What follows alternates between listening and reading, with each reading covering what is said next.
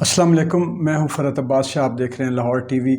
میں اپنی پچھلی کوئی 2-3 ہفتے یا ایک مہینے کی ویڈیوز میں بار بار یہ کہہ چکا ہوں کہ عمران خان بہانہ فوج نشانہ، اور اس کے پیچھے میری بہت ساری ریسرچ تھی، بہت سارا مشاہدہ تھا، مطالعہ تھا کہ پاکستان کے دشمنوں کو سب سے زیادہ جو چیز کھٹکتی ہے وہ پاکستان کی فوج ہے۔ اور میں نے نہیں دیکھا کہ سوائے چند ان مسلمان ملکوں کے جن کی سیکیورٹی کا انحصار پاکستان پر ہے، یا جو یہ سمجھتے ہیں کہ ان پر جب بھی مشکل وقت آیا پاکستان ان کا ساتھ دے گا، سوائے ان چند کے باقی جتنی بھی دنیا ہے پوری، وہ تمام کی تمام یا تو افواج پاکستان کی دشمن ہے، یا اس کے خلاف ہے، یا وہ کم از کم اس کی حمایت میں نہیں ہے۔ یہ طے شدہ بات ہے۔ اچھا، اب یہ چیزیں سامنے آ رہی ہیں، اور خاص طور پہ جو استعمار ہے، جو سامراج ہے، جو مغرب ہے، جو بڑے ممالک ہیں جن کی آنکھوں میں پاکستان کھٹکتا ہے، یا کٹ ٹو دی شارٹ جن کو ہمارا ایٹمی پروگرام وارے نہیں کھاتا، وہ کیسے ہماری مضبوط فوج یا ایک پروفیشنل فوج کو برداشت کر سکتے ہیں۔ انڈیا، اسرائیل، امریکہ، باقی مغربی ممالک جتنے ہیں، وہ یہ برداشت انہوں نے کیا ہے ان کو استعمال کرنے کے لیے۔ اگر امریکہ نے کیا ہے، سپورٹ کیا ہے جزوی طور پر اور بڑی شارپلی اور شاطرانہ انداز میں، تو استعمال ہی کیا ہے، ورنہ وہ اندر سے ہمیشہ جیسے ہی ہمیں استعمال کر لیتے تھے، اگلا ان کا خوف یہی ہوتا تھا کہ اس فوج کو کسی طریقے سے کمزور کیا جائے۔ آج چاروں طرف سے ہماری فوج ان کی نظروں میں کھٹک رہی ہے، اور اسٹیبلشمنٹ کے گرد وہ گھیرا ڈال چکے ہیں۔ کیسے؟ اب یہ دیکھیں، میں بار بار یہ بھی کہتا رہا ہوں کہ اب حالات بدل چکے ہیں۔ اب چیزوں کو دیکھنے، سننے، سمجھنے کے جو ٹولز ہیں وہ اور ہو چکے ہیں۔ اب لوگوں کی انفارمیشن تک ایکسیس اور طرح کی ہے۔ اب حقائق کو سامنے لانا وہ اس طرح مشکل نہیں رہا جیسے پہلے کچھ چند اخباریں، ایک آدھ ریڈیو سرکاری ٹی وی ہوتا تھا تو آسان ہو جاتا تھا۔ اب تو سیکنڈز میں ایک بات دنیا کے ایک کونے سے دوسرے کونے تک پہنچ جاتی ہے۔ اور ہماری پاکستانی قوم جو ہے، یہ ان کو آپ جتنا تعلیم سے دور رکھ لیں، تجارتی یونیورسٹیاں بنا لیں، مہنگی تعلیم کر دی، تجارتی کالج سکول، لیکن یہ اللہ کی طرف سے ذہنی طور پر یہ بڑی شارپ اور ذہین قوم ہے۔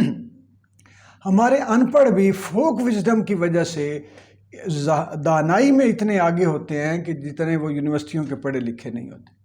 یہ وہ لوگ ہیں جو کھروں سے چوروں کو تلاش کر لیتے ہیں اب بھی۔ تو میں آپ کو یہ بتاؤں کہ چاروں طرف سے اب گھیرا دیکھیں کیا ہے۔ ابھی ریسنٹ جو سچویشن پیدا ہوئی ہے وہ سب سے پہلے کہ جی رجیم چینج ہو گئی۔ رجیم چینج کا ملبہ کس پہ آیا؟ وہ کون تھا؟ Mister X. پھر آ کے اسٹیبلشمنٹ پہ۔ اسٹیبلشمنٹ کمیشن کیوں نہیں بنا رہی؟ یہ کیا ہوا؟ D G I S P R کو جو ہے وہ اس بات سے اگلا سوال کر دیا گیا ہے جی کہ آپ کا تو یہ کام ہی نہیں ہے بولنا، جائیں عدالت میں کمیشن بنائیں اور اس کی تحقیق کریں، اور تحقیق تو ہو ہی نہیں رہی۔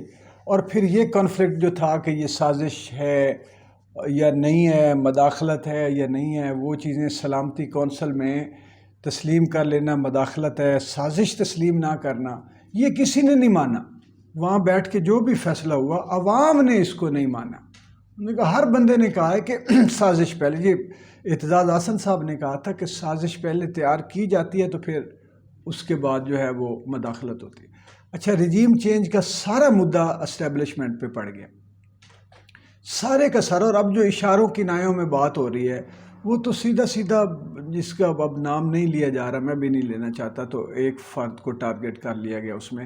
اور حالانکہ میں یہ سمجھتا ہوں کہ وہ صرف ایک فرد نہیں ہے، ایک کوئی نہ کوئی سوچی سمجھی بات ہوگی، کوئی منصوبہ ہوگا، کوئی اس میں چیزیں دیکھی گئی ہوں گی، ساری ناپ تول کے پراس کوائن ساری چیزیں مد نظر رکھی ہوں گی۔ بہرحال وہ جو بھی تجربہ تھا وہ فیل ہو گیا، اور وہ مدعا پڑ گیا ان پر۔ اس کے بعد حکومت آ گئی، حکمران آ گئے۔ اس پہ تو لوگ پھر جو نکلے ہیں، یہ باہر لوگ تڑپ کے جو باہر نکلے ہیں، پہلے تو یہ تھا کہ ان کو یہ اندازہ نہیں تھا کہ عمران خان اتنا اب بھی لوگوں کے دلوں میں بستا ہے۔ اصل بات یہ تھی کہ اب عوام چاہتی تھی کہ وہ 3.5 سال کی روٹین والا کام اب چکر نہیں ہوگا اور نہ کیا جائے۔ اب آپ چلنے دیں، اچھا ہے برا ہے چلنے دیں۔ جب نہیں چلنے دیا گیا تو لوگوں نے کہا کہ یار یہ کون ہے جو ہم ووٹ دے کے، ہمیں تو یہی کہتے ہیں کہ آپ کے ووٹ سے آ رہے ہیں، اور جب ہم ووٹ دے کے کسی کو اسمبلیوں میں پہنچاتے ہیں یہ ٹھڈا مار دیتے ہیں 3-4 سال بعد۔ تو اس پہ پہلے انہوں نے ریئیکٹ کیا اس رات، اس کے بعد 10 اور 11 کی جو رات تھی، اس کے بعد کیا ہوا کہ یہ جب نافذ مسلط کیے گئے حکمران تو لوگ سر پکڑ کے بیٹھ گئے، ماتم پیٹنا شروع کر دیا لوگوں نے۔ اس کے بعد اگلا کام پڑ گیا، وہ بھی پڑ گیا اسٹیبلشمنٹ کے کھاتے میں کام، عوام کی نظروں میں۔ اس کے بعد اگلا کیا ہوا کہ جب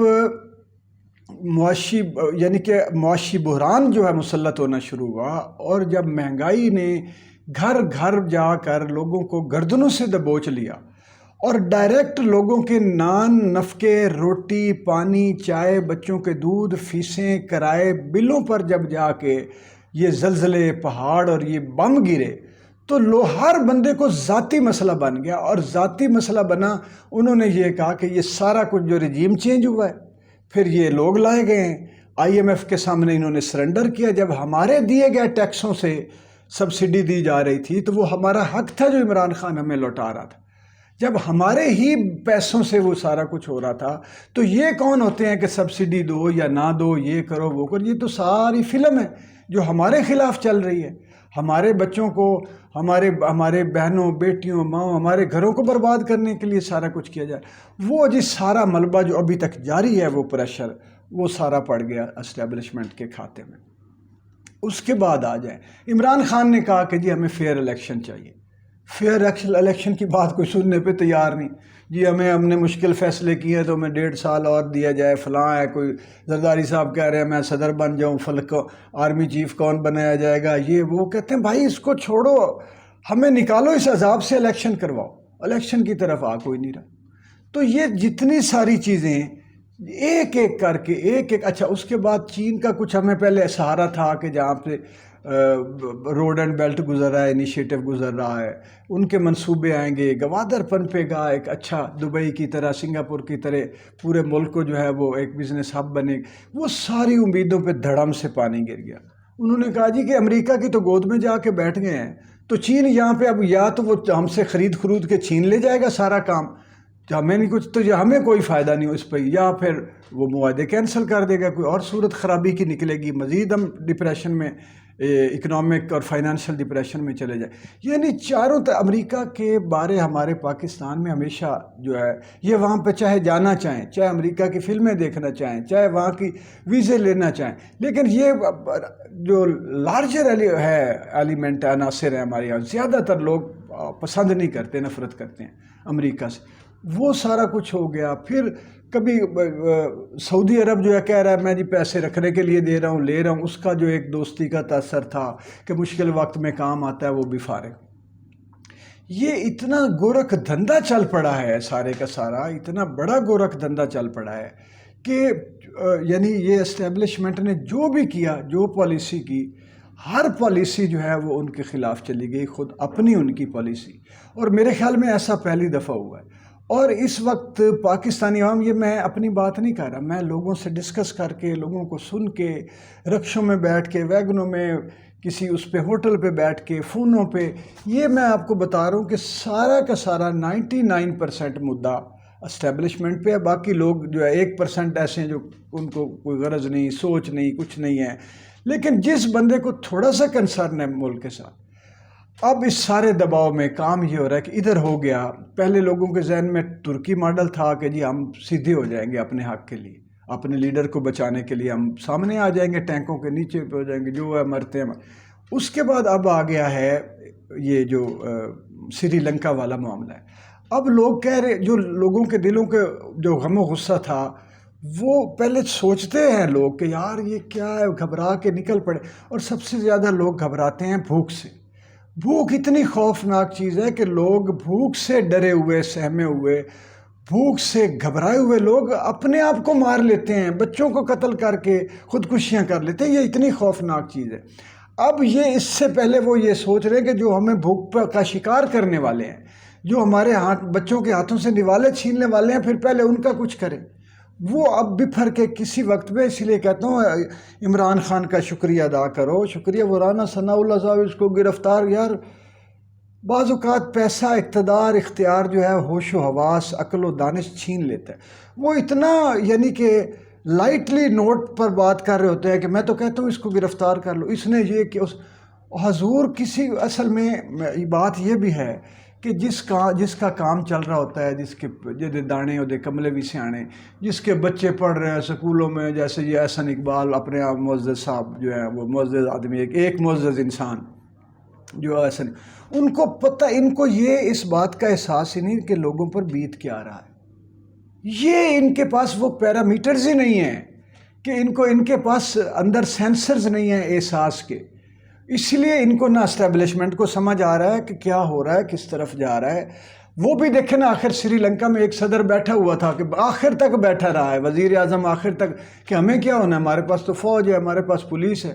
لیکن یہ جب سمندر بڑھتے ہیں نا عوامی ریلے، تو پھر یہ سارا کچھ بہا لے جاتے ہیں. یہ کبھی آج تک تاریخ میں فوجوں سے، پولیسوں سے، رینجر سے، ایف سی سے نہیں رکے کبھی.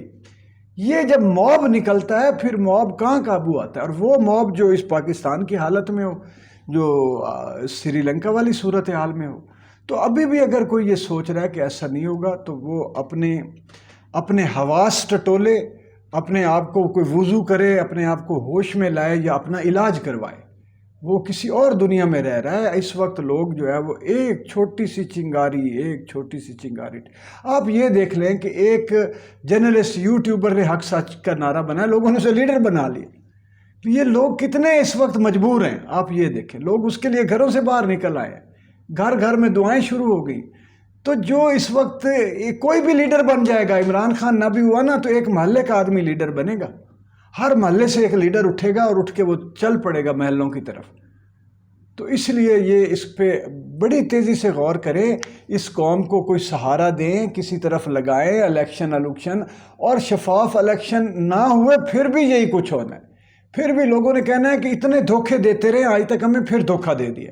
انہوں نے ماننے نہیں ہے. میں کہتا ہوں اس وقت عمران خان حقیقی طور پہ بھی ہار جائے نا، لوگوں نے تسلیم نہیں کرنا. میں یہ آخری نوٹ بتا رہا ہوں. میرا یہ ویڈیو شیئر اور لائک ضرور کریں، اور لاہور ٹی وی کو ضرور سبسکرائب کر لیں تاکہ ایسی چیزیں آپ تک میں پہنچاتا رہوں. بہت شکریہ.